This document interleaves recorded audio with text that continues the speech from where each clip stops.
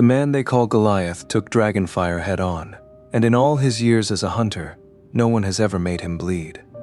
They nearly killed my friend, so when their king demands I stand down, I answer with thousands raised from my own shadow.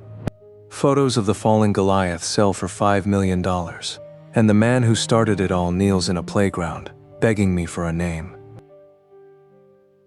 AI Anime and Manga presents Solo Leveling. If the Shadow Monarch's rise has you hooked, a like really helps. And tell me in the comments, should I have stopped that final punch? Subscribe so you don't miss the International Guild Conference, and channel members get every episode early. Thomas raised an eyebrow. Had any other hunter responded to him that way, he would have torn them apart. As a national-level hunter, he had a kind of diplomatic immunity. It was a reward for saving 300 million American citizens from the worst disaster in human history.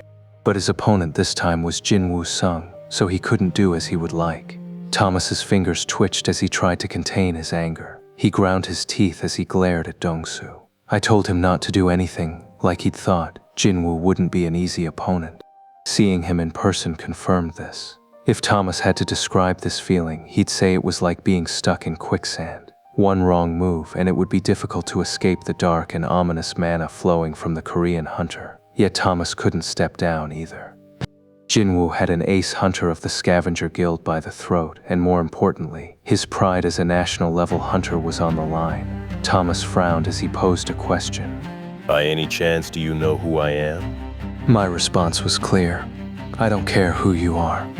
At that moment, Dongsoo regained consciousness and yelled at Thomas. Sir, quick! Kill this son of a bitch! Whack! Dongsoo was out like a light, his body limp after my punch. Thomas's eyes widened at the audacity. How dare you? To Thomas, I was acting this way despite knowing exactly who he was. He looked ready to kill, and he knew from experience how to deal with anyone who defied him. Thomas had been born to a poor immigrant family in an impoverished neighborhood. As the only white kid in a school full of African American students, Thomas stood out. He made enemies everywhere he went.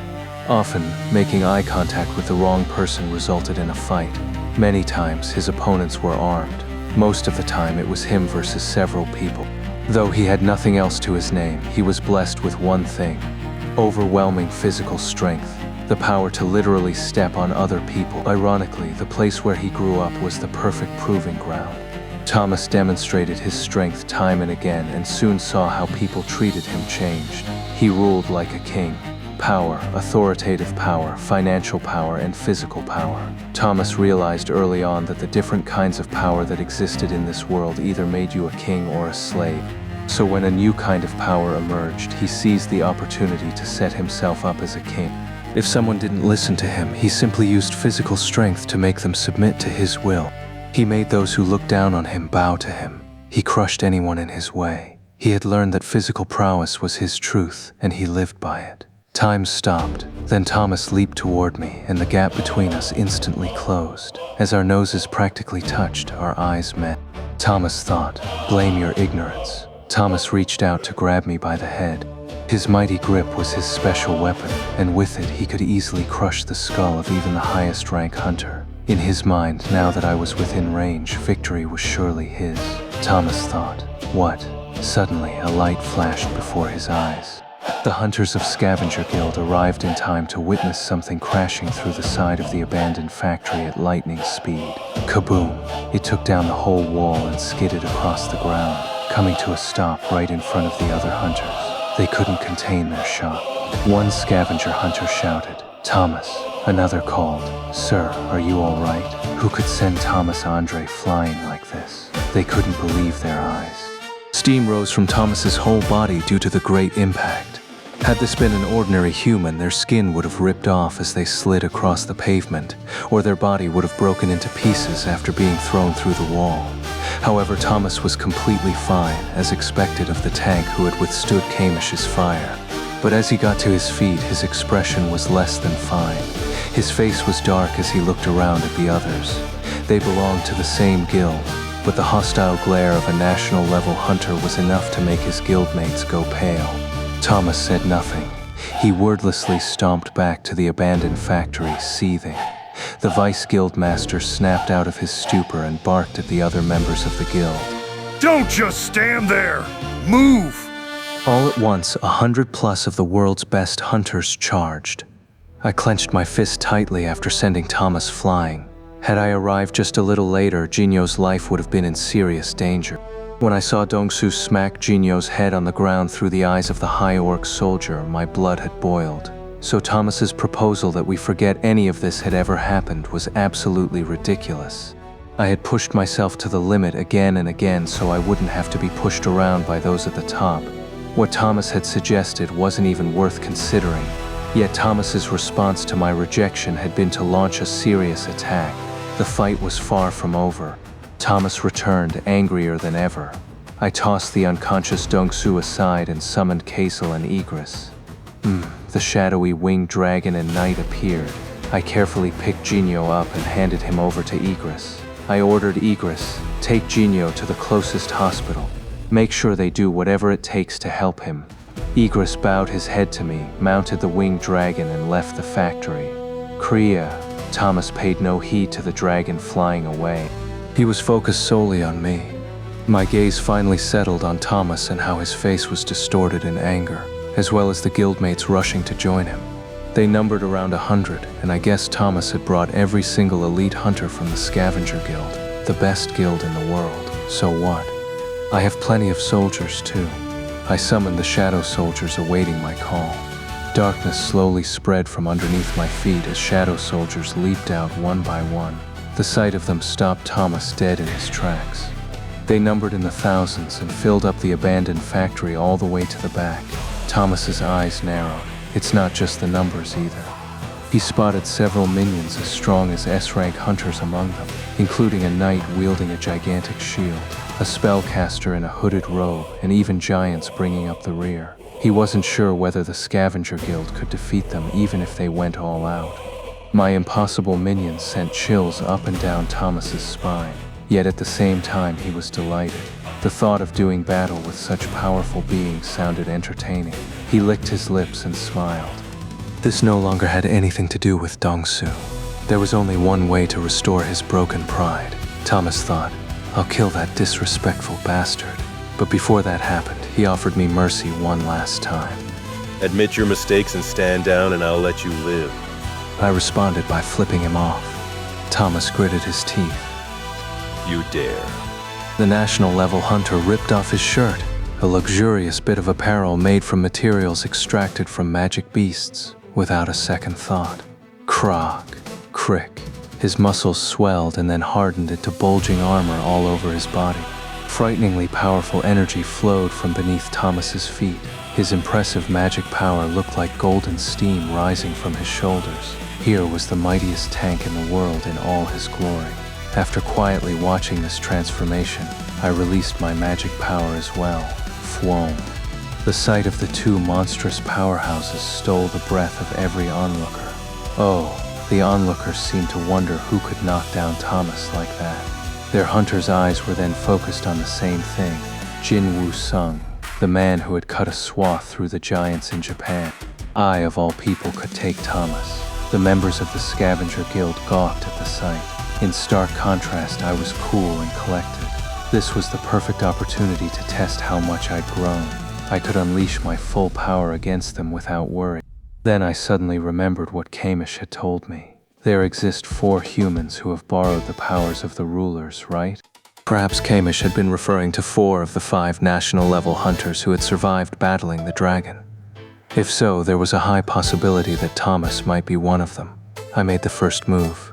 Go. As soon as their king gave the order, the soldiers charged. Thomas yelled. Here they come. It was 1 man versus 1 guild. Nearly 1,000 minions and 100 elite hunters collided. Boom! Thomas thrust Iron aside, charging past the front line and searching for me. I came at him from one side at an incredible clip. Over there. Thomas turned, but I was faster. In an instant, I was in Thomas's personal space and thrust the Demon Monarch's dagger at his waist. But the weapon couldn't penetrate the Guildmaster's hardened skin. I froze for a split second. I was startled. Pow! Thomas smiled as he slammed an elbow into me. His opponent might have an edge when it came to speed, but Thomas was convinced I would be unable to overcome his defenses. Let the Korean hunter despair after seeing the difference in strength between us. Predicting victory, he continued his attack and held out his hand. Vuom. Thomas pulled me back toward him using a gravitational force like an invisible fist. It was the same ability Thomas had used to yank Kamish's floating body out of the air and bring him to the ground. As the distance between us narrowed at an incredibly fast pace, my eyes widened. I realized it. Ruler's authority. Wham! Thomas's shoulders strained from a powerful force slamming down on him.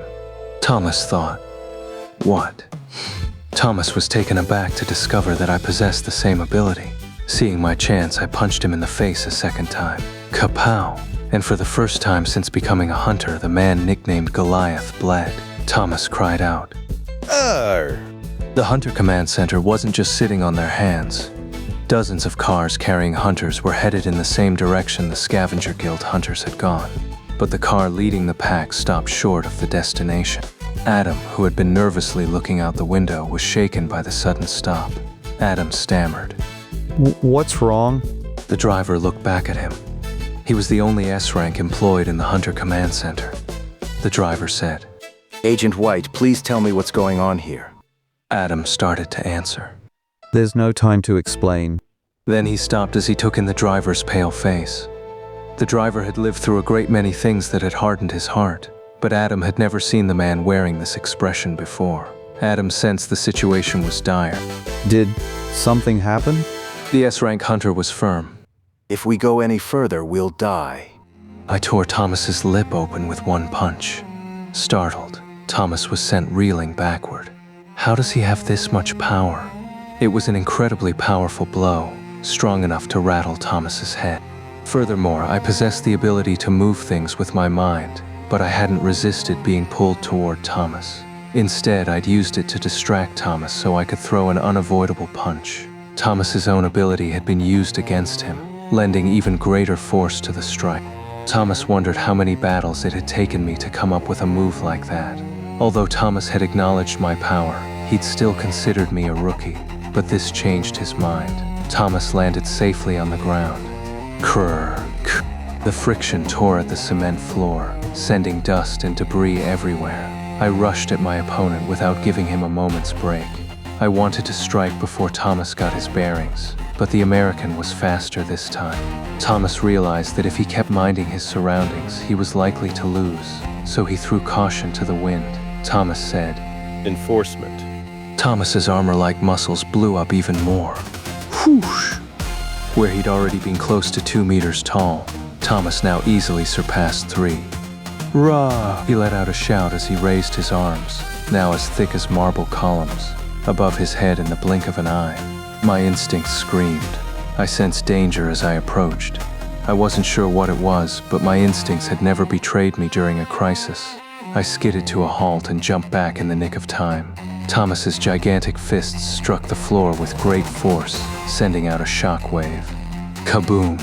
Everything within the radius of the overwhelming impact shattered into pieces. The horrific power of the skill known as Demolish compelled me to take a few more steps back despite already being at a safe distance. Pieces of shattered debris fell like raindrops. Thomas was a dragon slayer, so his destructive power was astonishing. However, I didn't have time to process my shock. Thomas yelled, Capture. Almost immediately, he became the epicenter of a great gravitational pull, drawing everything toward him with massive force like a black hole. Shadow soldiers and hunters alike flew toward the massive hunter. I resisted by using Ruler's authority. Barely free of the gravity, I jumped back once again. Thomas unleashed Demolish once more. Kaboom!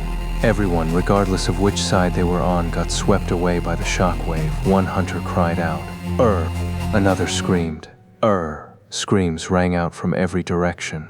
Realizing what was going on, the Vice Guildmaster bellowed at his hunters. The Vice Guildmaster bellowed, Get away from the Guildmaster! While 3 or 4 of the most agile hunters dragged the wounded to safety, Thomas charged angrily toward me. National level meant Thomas himself was a country, so in his mind I needed to be punished for my affront to a king. Quickly reaching the object of his rage, Thomas swung his fist. Whish! It merely sliced the air, but that was what he'd expected. He was too slow to hit someone who moved like a wild animal, especially since he was in enforcement mode. As Thomas's physical strength and defensive power increased, his speed dropped proportionately. Fortunately, Thomas had a skill to cover this weakness. He stretched out his hand toward me. Capture. Once again, an incredibly powerful gravitational pull materialized between us. Thomas was convinced he wouldn't miss this time. There was no way he was going to let me pull off the same trick twice, not now when his body was fortified with enforcement. Like last time, I was easily drawn toward him. Thomas made a tight fist with his right hand, pulling it back while keeping his left hand extended and activating the skill Power Smash, which had enough force to crush an S-rank hunter. His right hand began swinging forward as if in slow motion. Thomas blinked in disbelief. He was bewildered to see the muscles of my right arm bulk up. Was I looking to go head-to-head? With a look of disbelief on his face, Thomas turned up the gravity. I didn't avoid it. Rather, I used ruler's authority and ramped up the speed. Thomas spat out a curse. Crap. I approached much faster than Thomas had expected. He managed to throw his punch first, but I ducked before throwing my own. Kapow! It literally hit Thomas then, as a light flashed before his eyes. This strike was just like the first. Kapow! Thomas shot off like a missile and tumbled to the ground after crashing through the walls of the factory again, leaving a long, deep trench in his wake. Thomas groaned.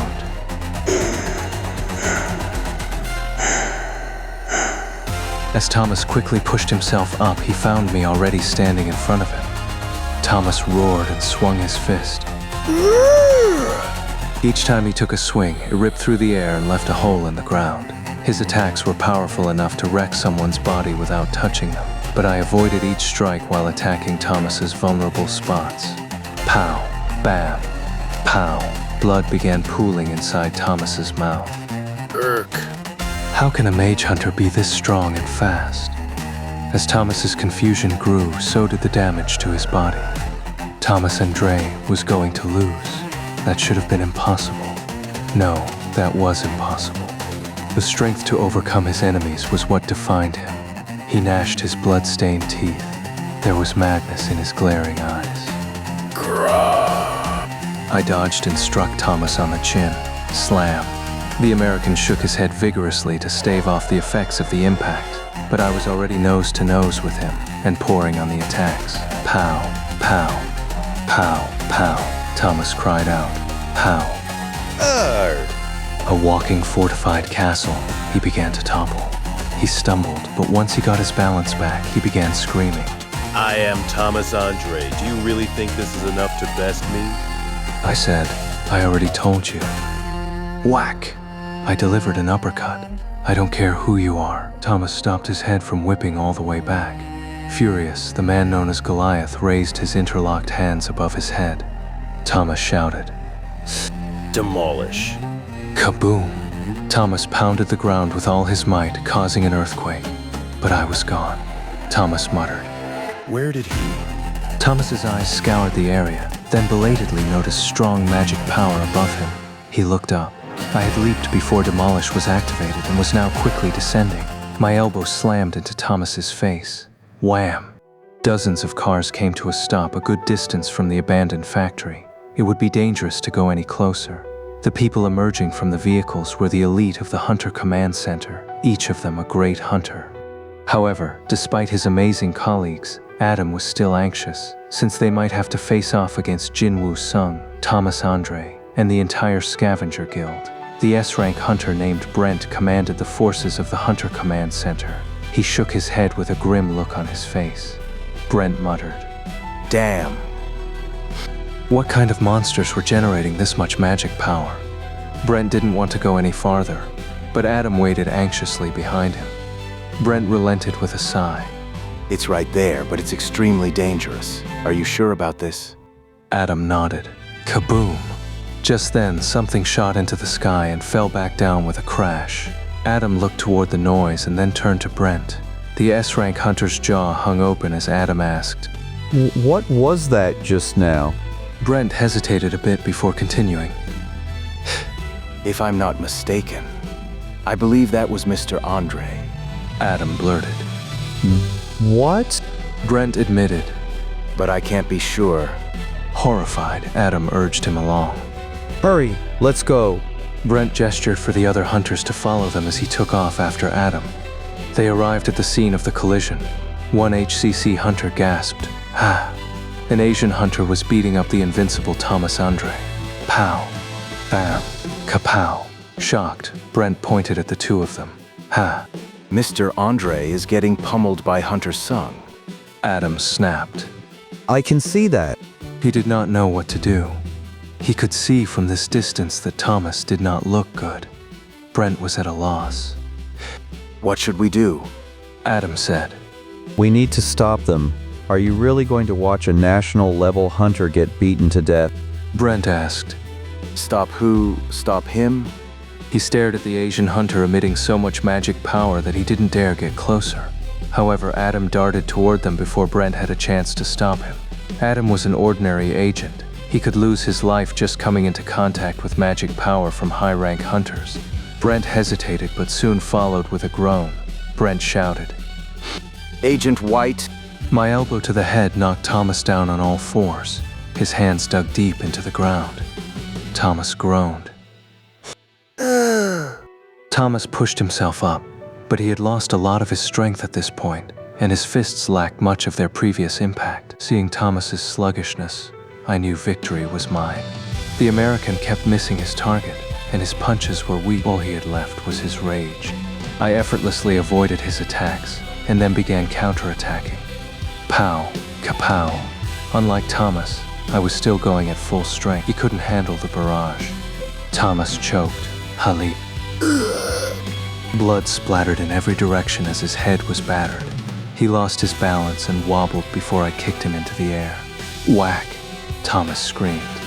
The collision of magic power caused an explosion, and Thomas shot up like a rocket. Ruler's authority. I then pulled Thomas back down to earth. Powerless, he tumbled onto the ground. Whood! Thomas coughed hard and lay spread eagle in the dirt, spitting blood. I got on top of Thomas and started wailing on him just as I had done to the demon monarch Balin in the demon's castle. Pow, pow, pow.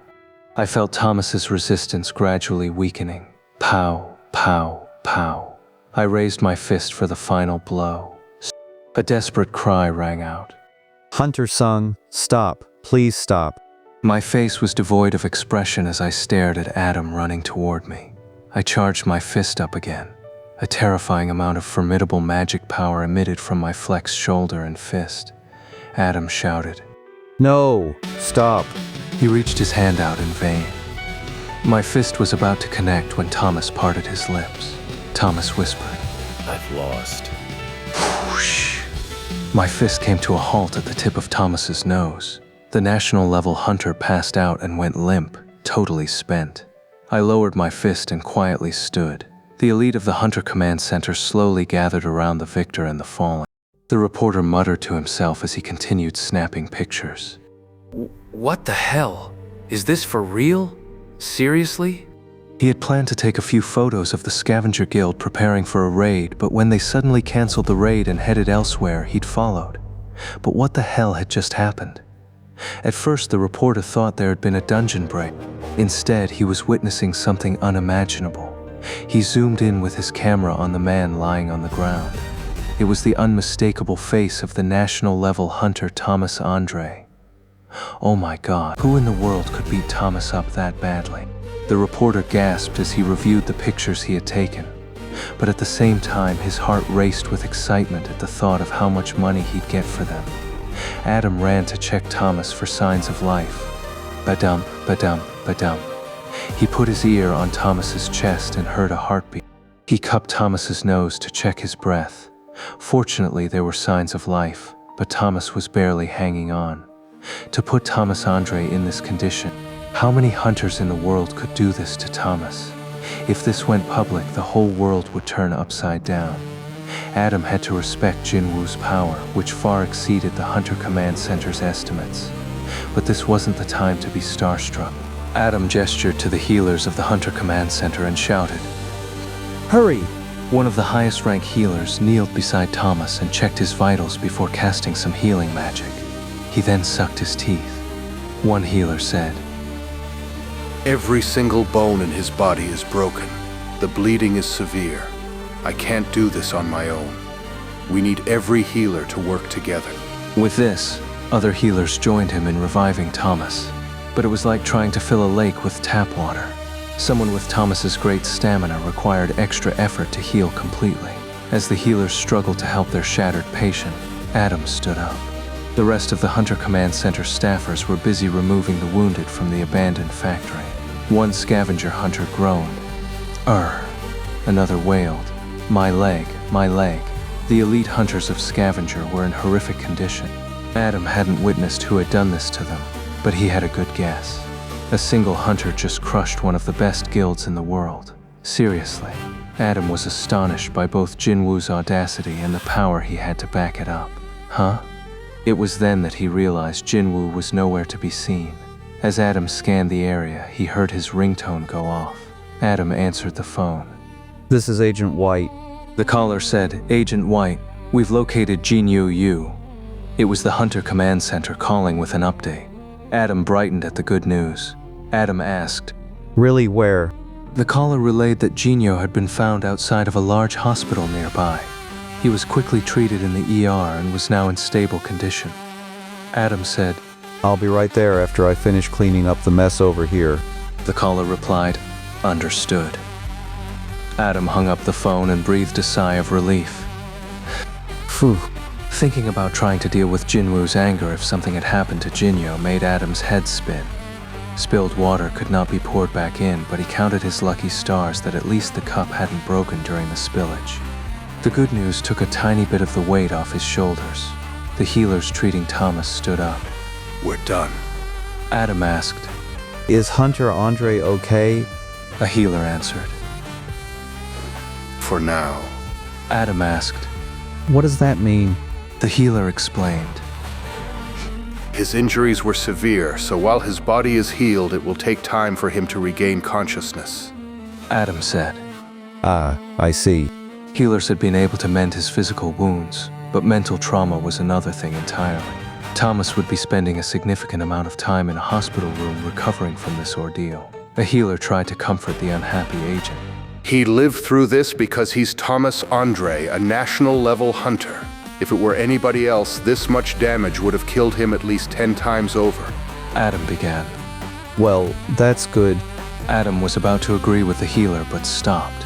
Thomas had survived only because he was a national-level hunter. A chill ran up Adam's spine. Then what had happened to Dongsoo Hwang, the initial target of Jinwoo's rage? Was he here too? With a stunned look on his face, Adam ran inside the abandoned factory from which injured hunters were still being extricated. Someone called out to him. Agent White, over here. Adam ran toward the urgent voice, trying to keep calm as he went. A somber hunter from the Hunter Command Center stood next to someone he recognized. Adam groaned. Adam groaned. Dongsoo Hwang. The other hunter turned to Adam.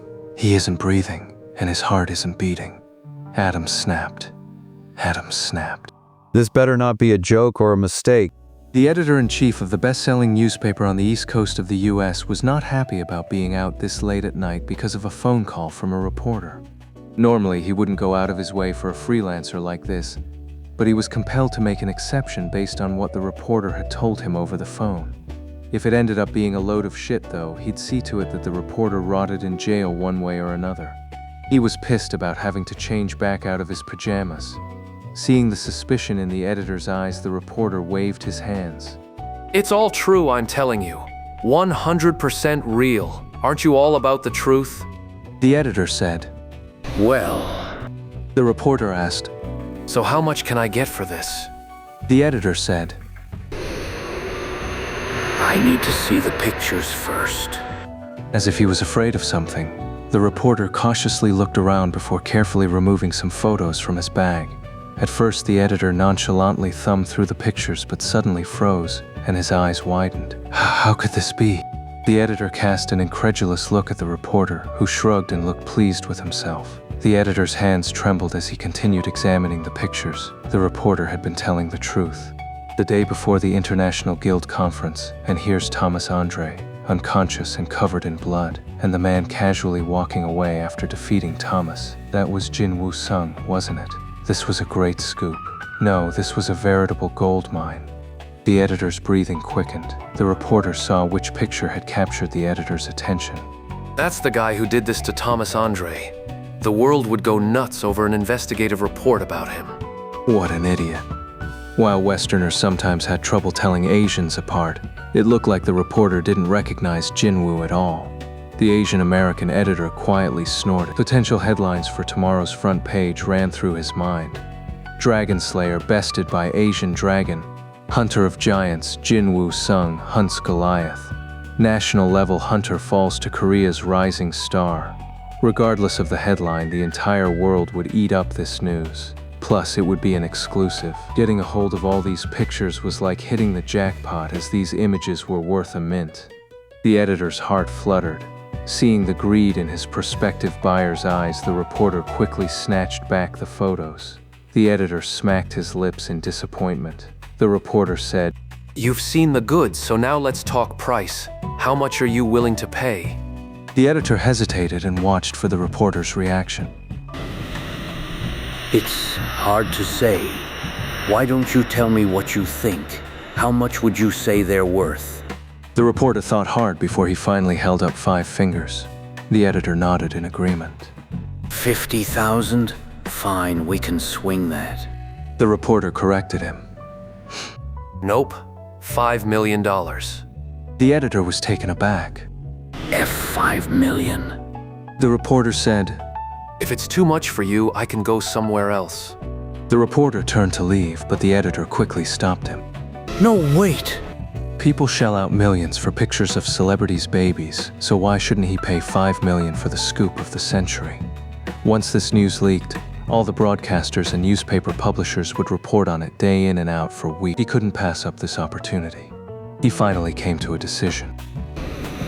We have a deal on the condition that you hand over everything and any originals and we make it an exclusive. How's that? An offer was made. The reporter thought about how he'd worked as a freelance reporter living on the bottom rung of society and how he might finally be able to visit his parents for the first time since leaving his hometown. His voice shook as he replied. Sounds good. Jinho was no longer in critical condition, but he still hadn't regained consciousness. His breathing was labored, and the morphine didn't seem to have much effect on him. Sometime after the doctor left Jinho's room, a figure shot out from the shadows inside the hospital room. Wheesh. Wheesh. It was Beru trading locations with me via shadow exchange. Beru stretched his hand toward Jinho to heal him as I had ordered. Soft blue light spread from the tip of his hand, and the pained expression on Jinho's face soon eased up. Possessing power beyond an ordinary S-rank hunter, Beru had healing magic that was also next level. The ant slowly healed Jinho's wounds in order to allow his psychological healing to begin. Woom. Jinho, who had been tossing and turning in his bed, opened his eyes at the warmth enveloping him. Wheesh. He laid eyes on a huge ant head that put a finger to his lips and made a shushing sound. I must be dreaming. Jinho closed his eyes again and fell asleep with a happy look on his face. Meanwhile, Beru quietly continued healing him into the night. In Seoul, Korea, there was a 14-hour difference between the east coast of the US, so it was morning there. In a deserted playground next to the swings, a black knight was laying prostrate on the ground, balanced on his feet and forehead. My king, how long must I stay like this? I quietly sat on a swing and answered, until Beru tells me that Jinho's treatment is done. The knight said no more, knowing he had spoken out of turn. I shifted focus from the knight to my hands. The backs of them were a mess. Thomas had been an unbelievably sturdy opponent, so I had been injured punching him. Of course, they would heal thanks to the power of the passive buff health and longevity once I had a good night's rest. I was sleepy. I felt a little fatigued. The crazy day was about to end on a quiet note. After a while, the shadow soldier spoke up again. My king. I asked, what? Please bestow a name upon me as well. I looked at my newest shadow soldier. Its status was still unknown. Level 1. General rank. Right. I had to name this one too. I thought about it briefly and smiled bitterly.